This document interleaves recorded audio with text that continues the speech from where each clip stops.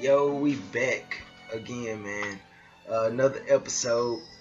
We got a different concept today.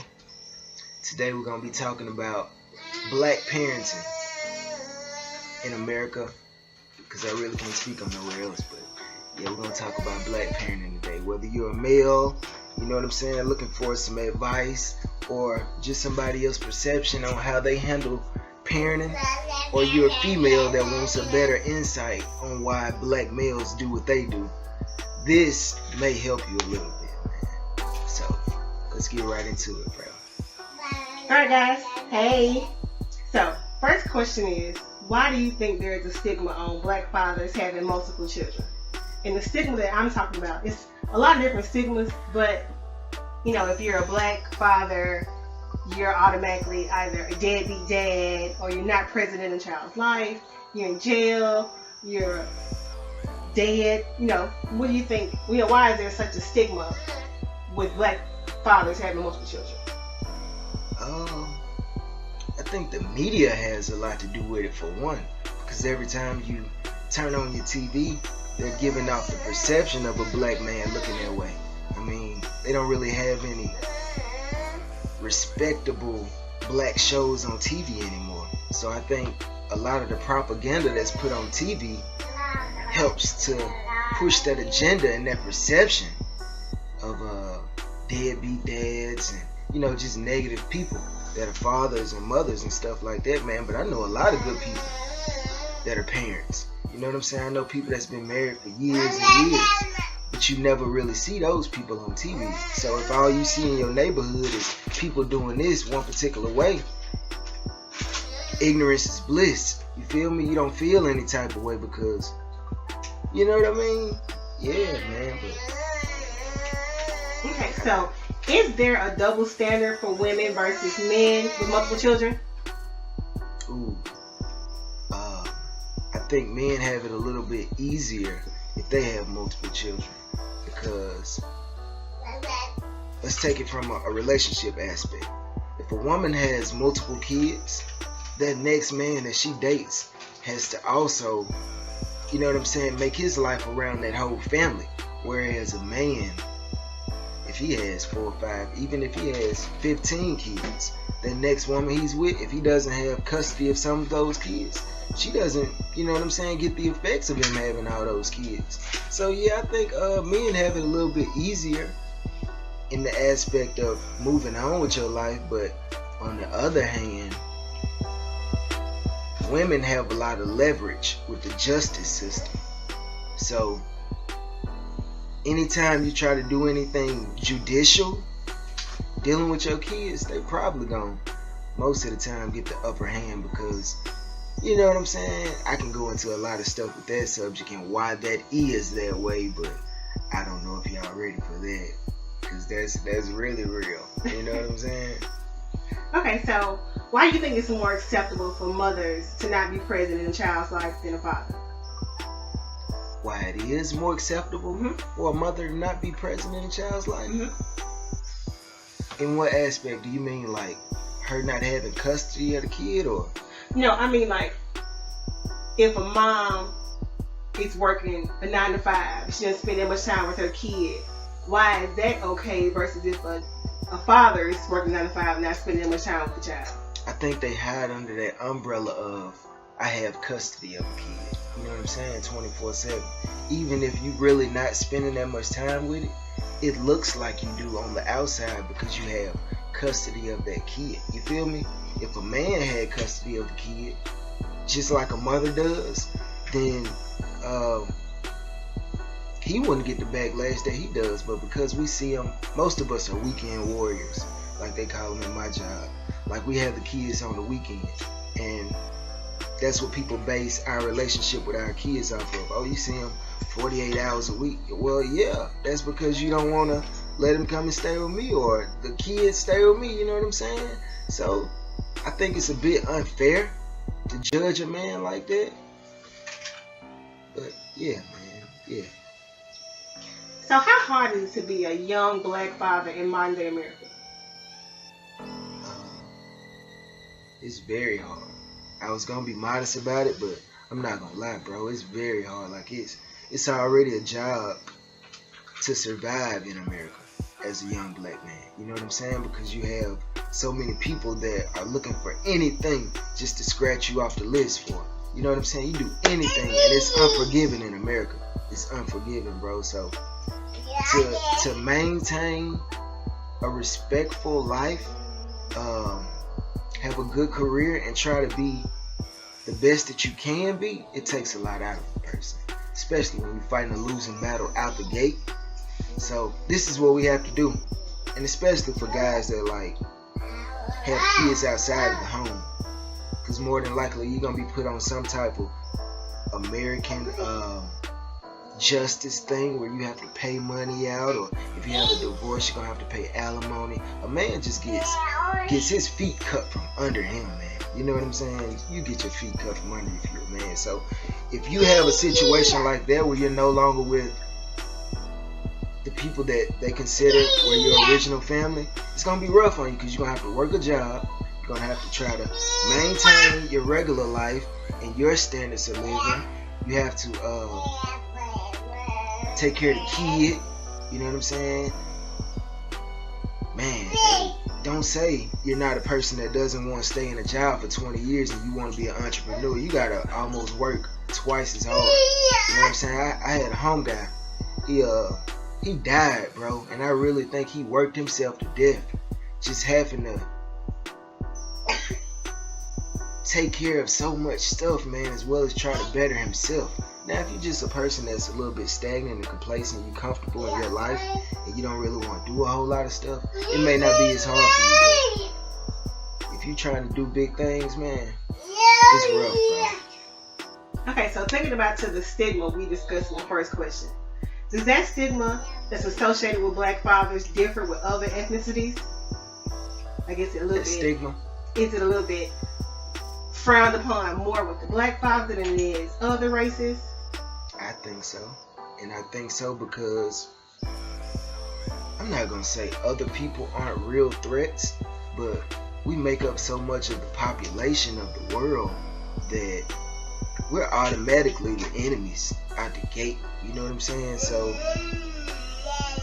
of course, anything that we do is going to be under a microscope. You know what I'm saying? Other people don't get as much shine as we get.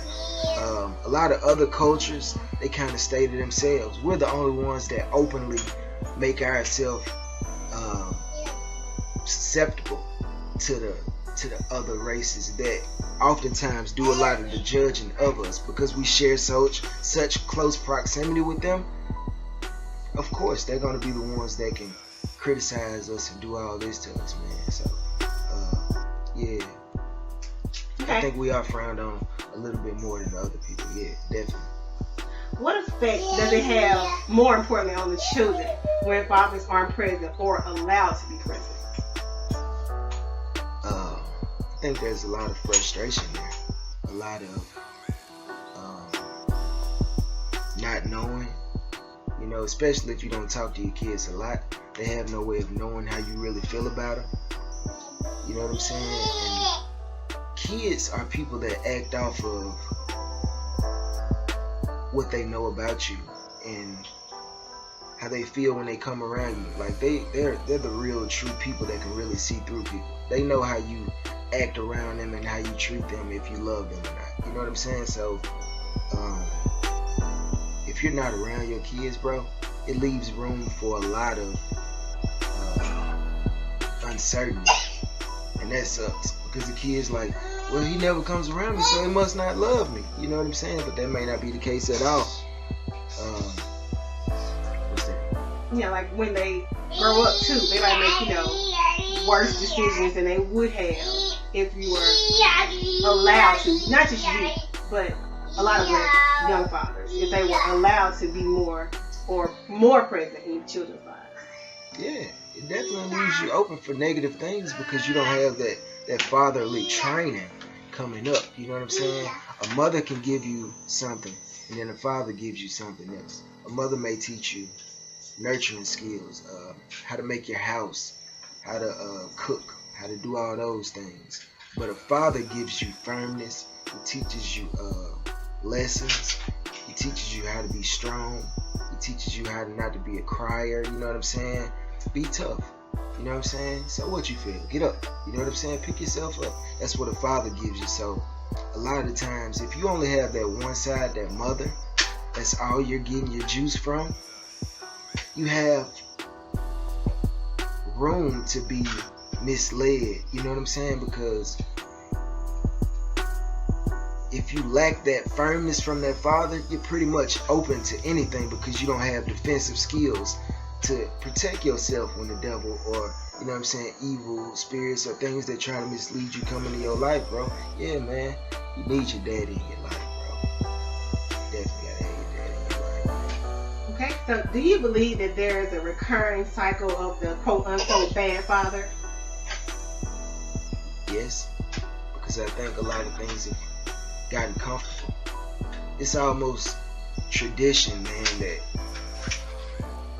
people get together in the heat of the moment, have kids, you know what I'm saying, probably immaturely, when people are still learning things about themselves. And then if one parent does something that the next parent doesn't agree with or just can't get over, then that's immediately a split up home. You know what I'm saying? So if nobody stops and starts to have conversations when people do wrong, or, you know what I'm saying, feel some type of empathy or compassion for another person's immaturity, then you're going to have a lot of broken homes because nobody wants to talk about anything. Everybody's just, okay, that's how you feel? Well, fuck it, I'm gone. Or the dude is like, oh, you cheated on me? Fuck it, I'm gone. You know what I'm saying? At some point, you have to be adults and realize that we're not perfect. Nobody's perfect, bro. You know what I'm saying? And until we do that, yeah, of course you keep on having broken homes and, you know what I'm saying, fathers that are stunted, you know, growth-wise, blase. We'll keep on doing the same things over and over, man. You gotta slow down. First of all, don't have kids unless you're ready and you know that it's the right person. I've made that mistake, you know what I'm saying? I should have waited, but, you know, whatever. We all make mistakes, bro. We were doing something from tradition, something that we were never told not to do. So you grow up, do that, that'll lead you wrong. And, you know, just be more selective, man. And base it off of great intellect. Don't just do it because she's so pretty or he's so cute. You know what I'm saying? Make sure y'all really are compatible enough to stay together for a while. You know what I'm saying? Before you get into that, before you take the Trojan off, make sure you got your mind right, man. For real. Okay, any last tips for young fathers, especially black young fathers? For a young father, it's gonna be rough on you, bruh. Like your boy says, it's cheaper to keep her. You know what I'm saying? I've been through the ringer as a young father. Luckily, I had family that kind of helped me out when I wasn't mature enough, you know what I'm saying, to do everything that I need to do, you know what I'm saying, and handle my mistakes. But it's definitely gonna be rough on you, bro. You gotta get you a job. You gotta set you some goals. Find you ways to plan it out so you can make those goals obtainable. And you gotta be very strict on yourself. Be strict on your money. You know what I'm saying? Take time with your kids if you can. You know, sometimes it's like you have to work so much, especially if you're on child support. Like, that's gonna kill your pockets. You know what I'm saying? Any type of investment money, that's gonna kill it. Unless you're making so much money a year that it won't hurt you. But that's gonna be rough on you. So don't let that lead you down a path where you don't need to go, because you stand a chance of getting locked up or something crazy, even killed. You know what I'm saying? If you go the wrong way, just panicking because things are rough on you at the moment. Just stay down. You know what I'm saying? I did a few things, but luckily I didn't get messed up in the process. But thanks to God, things didn't happen to me. But spend as much time with your kids as you can, and that's it, man. Like, know it's gonna be rough, and spend time with your kids, bro. That's all you can do until things just get better for you. But stay down, and things will happen. Shoot, I guess that's it for right now, man, for this little episode. feel free to comment. Shoot me some topics that you want me to cover or you want my insight on. Yeah, just comment. Whatever you feel, bro. Show some support. Like I said before, show support if you want to. Subscribe to the channel. You know what I'm saying? So you can get updates on when I'm doing videos, because a lot of people I know aren't fucking social media savvy. They don't know how to keep track of what this guy got going on when he's posting the news and stuff like that. So hit the subscribe button. It'll make it way easier for you to keep up with the videos. You'll probably get a notification in your email or something. And last but not least, man, always remember, stay true to you, bro. You know what I'm saying? Do what's right for you. Remember what your people taught you, man. And if you never had people, remember what I taught you, man. Always be positive. Stay true, bro. I'm out.